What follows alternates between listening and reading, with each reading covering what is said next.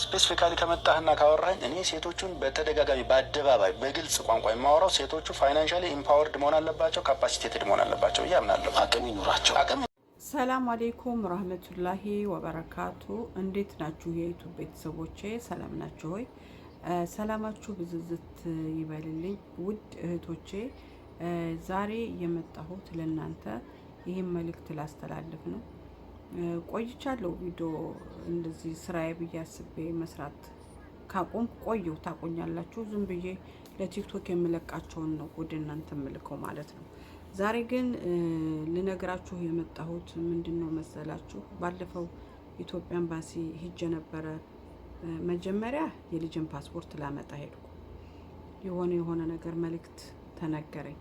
ሁለተኛ ደግሞ የሆነች የወደቀች ልጅ ነበረች የሆነ ሆስፒታል በር ላይ። ለእሷ ዲሲፓሲ ለማውጣት ባህርተኛ ነች። ታውቃላችሁ፣ አሁን የጠለቦች ተዘግቷል፣ መንግስት ዘግቶታል። ባህርተኞች ግን ይሄዳሉ ማለት ነው። እና ለእሷ ዲሲፓሲ ለማውጣት ሂጄ የሰማሁትንና አንዳንድ ያየሁትን የታዘብኩትን ነገር ልነግራችሁ ብዬ ነው። ለምን የምትጎዱትም እናንተ ናችሁ፣ የምትጠቁትም እናንተ ናችሁ፣ የምትሸወዱትም የመከራውን ገፈት ቀማሾችም እናንተ ናችሁ። ከአሁን በፊት የሆነች እህታችን ልጇን ለመላክ ለሆነች ልጅ ትሰጣለች። ያቺ ልጅ ደግሞ ከኤምባሲው ጋር ሆና ወደ ሽሜሲ ትሄዳለች። ሽሜሲ ከሄደች በኋላ ልጁ በጣም ነው የሚያምረው፣ አረብ ነው የሚመስለው።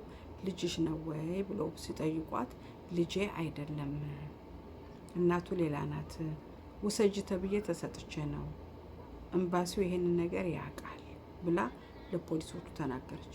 ያንን ለፖሊሶቹ በተናገረችበት ሰዓት በዛ ሰዓት እዛ የነበሩት መንዱቦች የህግ ጥየቃ ደረሰባቸው። ልጁም ተያዘ፣ ልጅቱም ተያዘች። ልጁ ወደ መንግስት ወሰደው፣ ልጅቱን ደግሞ ወደ እስር ቤት ከተቱ ማለት ነው። ከዛ ወዲያው ምን ተደረገ? ኤምባሲ መንግስት አሻራ ከለከለ፣ ህጻናት ልጆች እንዳይወጡ ብሎ የዛ ሀገር መንግስት ከለከለ። ኤምባሲው ደግሞ ለጠፈ፣ የልጅ አቁመናል ለጊዜው ብሎ ለጠፈ።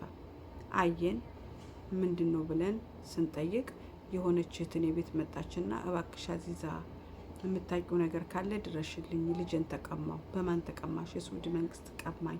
እንዴት ቀማሽ? እንደዚህ የነገርኳችሁን ነገር ነገረን ማለት ነው። ከዛ ሁላችንም ተላቅሰን እናትም አልቅሳ ሄደች። እንጠይቃለን የሚሉትን እንሰማለናል። ኤምባሲው አይመለከተንም። ራሷ ናት አሳልፋ ልጇን የሰጠችው። ያችም ሴትዮ እንደዛ ብላ ፊት ለፊት ተናግራለች። እኛ የምናውቀው ነገር የለም። ለምን ይሄ ጉዳይ በህግ ያስጠይቃል አሉ ማለት ነው። ጊዜ ይፈተዋል፣ ችግር የለም። ጥፋት ጠፍቷል፣ እንደ ጥፋት ጊዜ ይፈተዋል ብለን ጊዜ እየጠበቅን እንዳለ ልጁ የኔ ልጅ አይደለም ብላ ያለችው አመት ተፈረደባት። ህፃኑ ልጅ መንግስት ወሰደው። እናት ሄዳ ለመንግስት እጇን ሰጥታ ልጁ የኔ ነው ብላ ስትሄድ አንቺስ ደግሞ ምን ልታታልኝ ነው ብለው 4 ወር አስረዋት መጨረሻ ፍርድ ቤት ወርዳ ልጅ እናቲቱ ተለቀቀች፣ ግን ልጁ አልተሰጠም። አሁን ምን ልላችሁ ነው መሰላችሁ እናቶች ማለት ነው፣ እኛ ወልደን ልጆቻችንን ወደ ሀገር የምንልክበት የራሱ የሆነ ምክንያት አለ፣ ዙሩፋችን ነው። ግን አሁን ያለው አገሪቱ ላይ ያለው ህግ ደግሞ ከኛ ዙሩፍ በላይ ሆነ፣ ወይም ደግሞ ከኤምባሲው በላይ ሆነ። ምንድነው መደረግ ያለበት ብለን ደግሞ ማሰብ አለብን ማለት ነው። ልጅቷ እኛ ጋር መታ ሀቢባም ጋር ገብታ ኤምባሲው እየተባበረኝ አይደለም ብላ አለች። ይቅርታ ተቋርጦብኝ ነው፣ ያው ስራ ላይ ስለሆንኩ ነው። እና ምን ልላችሁ ነው መሰላችሁ፣ ይሄ ልጅ መንግስት ወሰደው። ይዛም ይሄዳለሁ ብላ ያለችውም ልጅ ታሰረች። እናትም ሄደች፣ 4 ወር ታስራ እናት ተለቀቀች ማለት ነው። ከዛ ልጁ መንግስት ወሰደው ማለት ነው አይደል እንዴ? ወይማ መንግስት ከወሰደው በኋላ ለካ ሌሎችም እናቶች ኢቃማ ኑሯቸው ልጆቻቸውን ለመላክ የዛ ሀገር ህግ ስለማይፈቅድ ኤምባሲው በወረፋ በስነ ስርዓት ልጆቻቸውን ይዘው እንዲወጡ ፕሮሰስ ይጨርስላቸዋል፣ በህጋዊ መልኩ ማለት ነው። እነዛ እናቶች ልጆቻቸውን በህጋዊ መልኩ እንዲዘው እንዲወጡ እየተፈቀደላቸው ያለ አሳልፈው እነሱ ለሌላ ሰው ሰጥተው ሊያስልኩ ሲሉ ከየት ይያዛሉ? ከሪፖርት ይያዛሉ ማለት ነው። ከሪፖርት ሲያዙ እነዛ ልጆች መንግስት ይይዛቸዋል። ኤምባሲው ደግሞ ፕሮሰሱን የሰራው እናትና ልጆች አብረው እንደሚሄዱ ነው። እነዛ ልጆቻቸው የተያዙባቸው ባለ ይጋማዎቹ ኤምባሲ ሄዶ ልጆቻችንን ተቀማን ይላሉ። ኤምባሲው በምን መልኩ ነው ልጆቻችሁን የምትቀሙት ብሎ በሚልበት ሰዓት ለሚጠይቁት ጥያቄ መልስ ያጣሉ። ለምን? በአግባቡ ኤምባሲው ሰርቶላቸው ልጆቻቸውን ይዘው መሄድ ሲችሉ የነዚህኞቹን ገንዘባቸውን እየከፈሉ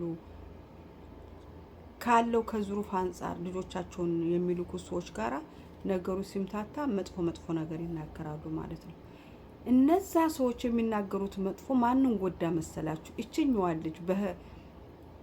እችኛዋን ሴት ጎዳት ማለት ነውና እኔ ነኝ አንቺ ነሽ ልጅሽን የተቀማሽው ብለው ሲጠይቋት አዎ እኔ ነኝ። አንቺ ነሽ ልጅሽን የተቀማሽው? አዎ እኔ ነኝ። 3 እናቶች በዚችኛዋ በመጀመሪያዋ ልጅ ሽሜዝ ሄዳ በተናገረችው ስም እያወሩ እችን ልጅ ጥምድ አድርገው ይዟታል ማለት ነው። እንዴት ነው የሚሆነው? እንደ ልጅ እናት ልጇን ተቀምታ ደስታ ይሰማታል፣ እፎይታ ታገኛለች ማለት ሙስታሂል ነው። ሙስታሂል ሙቷል እንኳ ቀብረሹ አላህ ይሶብርሽ ተብለሽ በጣም ከባድ። አሁን እዚህ ላይ ምን ልላችሁ ፈልጌ ነው፣ ኢቃማ ያላችሁም ልጆቻችሁን ይዛችሁ ለመሄድ ትፈራላችሁ። ኢቃማ የሌላችሁም ልጆቻችሁን ይዛችሁ ለመሄድ አትፈልጉም። በመካከል እነዚህ ልጆች መከራ እያዩ ነው። ጠይብ እነዚህ ልጆች ባልሰሩት እዳ ባልሰሩት ወንጀል ፍዳቸውን የሚያዩት ለምንድን ነው? ከዚህ ሁሉ እናንተ ለምን አስባችሁ ተሳስባችሁ አትወልዱም ነው? ማግባት ጥሩ ነገር ነው፣ መውለድ ጥሩ ነገር ነው። ግን የወለድሽውን ልጅ ሰው ሲያሳድግልሽ ጥሩ አይደለም፣ ራሴ ስታሳድጊው ነው። እኔ እናቴ ያሳደገችኝ አስተዳደግና እኔ ልጄን የማስተዳድገው አስተዳደግ ሁሉ ነገሩ ይለያያል። መስፈርቱ ሁሉ ተቀይሯል። ገብቷችኋል? መጀመሪያ ለመውለድ ራሳችንን ብቁ ማድረግ አለብን። እናት ለመሆን ራሳችንን ብቁ ማድረግ አለብን። ወልዶ ለመላክ ከሆነ ይሄ ብቁ አይደለንም ማለት ነው። ወልደን የምንልከው እኮ ያልተሳካልን ነገር ስላለ ነው። ስለዚህ ቀርሞ መሳካት ያለባቸው ነገሮች አሉ። ለምሳሌ በባህር ከመጣሽ ትሰሪያለሽ፣ ገንዘብ ትይዣለሽ። ጠይብ እዛ ሀገር ከሆነ ሆነ፣ እዛ ሀገር ካልሆነ ወደ ሀገርሽ ገብተሽ ወደ ሌላ ሀገር ህጋዊ ትሆኛለሽ። ከዛ በኋላ ነው ትዳር ልትይዥ የሚገባው። በቃ እንንቃ። ድሮ በእኛ ጊዜ ያለፈው በእናንተ ጊዜ ለምን ያልፋል? አሁን እኮ በየአመት አይደለም በቀን ለውጥ አለ። እኛ ለምንድን ነው የዛሬ 10 አመቶቹ የዛሬ 20 አመቶቹ እንዴት ነበሩ አሁን ያሉት እንዴት ናቸው ብለን የማንቀየረው? አሁን የድሮዎቹ ይሻላሉ። ሌሎች ሀገሮች ደግሞ አሁን ሰው ሰልጥኗል። እኛ ደግሞ ወደ ኋላ ነው እየሄድን ያለነውና እባካችሁ እህቶች እናንተ ናችሁ የምትጎዱት፣ የምታለቅሱት እናንተ ናችሁ። ትራሳችሁ ላይ የምታለቅሱት እናንተ ናችሁ እንጂ የልጆቹ አባት አይደለም ልጅ ተቀምጧል ብሎ የሚያለቅሱት። ስለዚህ ለወደፊቱ ደግሞ ልጅ ይዞ ለመሄድ ከሆስፒታል ከተመረመርሽበት ጀምሮ ይጠየቃል። ዲኤንኤን ይጠየቃል። ሆስፒታል የወለድሽበት ወረቀት ይጠየቃል። በቤት ውስጥ ወልደሽ ራሱ ይዘሽ መሄድ አትችይም። እና ጥንቃቄ አድርጉ።